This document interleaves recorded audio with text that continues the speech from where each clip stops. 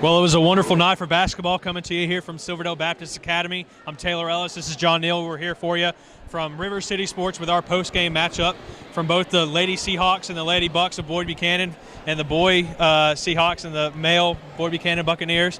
Both of them had great matchups tonight, both of them great games, and we're going to kind of break it down for you guys. If you didn't catch us already, we had a full game coverage from our radio show, the River City Sports Network. Be sure to check that out next time. If you didn't see it, you're missing out. But John Neal, let's talk about the girls' game first.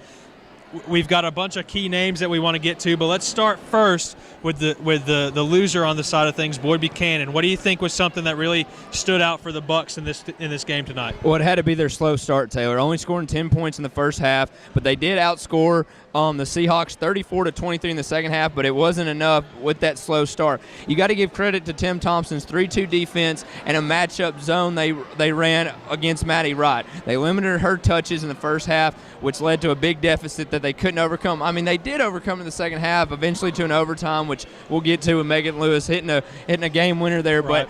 But, you have to think it took a half, but the rest of the guards from Boyd Buchanan started getting involved. Madison Balthrop, Maddie Abbott. The Maddies were huge, ladies and gentlemen, for Boyd Buchanan. Couldn't secure the win, but, really the first half for Boyd was a very slow start, and into the third quarter they really started to get things going, hit some big three-pointers, and actually hit a late buzzer beater in the fourth to send things into overtime. Maddie Abbott hitting it right over here from the corner.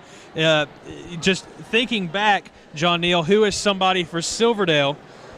I kind of already know I'm setting you up on this one, but who's somebody for Silverdale that really showed up tonight? Well, I mean, you'd have to go with Megan Lewis, but I think it has to be first and foremost Rachel Sanders.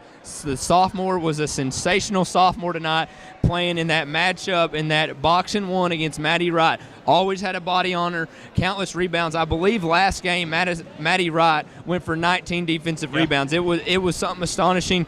Limited her on the glass, and that led to a great performance on the other end from Megan Lewis, which topped 20 points tonight, topped 1,000 points for her career. Many players doing that in the area. Jamie Ward already got hers. Yep. Maddie Wright got hers. Now Megan Lewis is getting hers. Yep. Great game tonight from Megan Lewis, hitting in the game winner, but I think it all started on the defensive end with Rachel Sanders' play. Yeah, you said it. Rachel Sanders was having to limit Maddie Wright on the game, and I think she did a tremendous job doing so. Boyd Buchanan wasn't able to get the ball down low to that playmaker that they like to do, and had to resort to some off shots, some shots from beyond the arc that just weren't falling all the time for Boyd Buchanan. That being said, Madison Balthrop had some huge shots in the late going.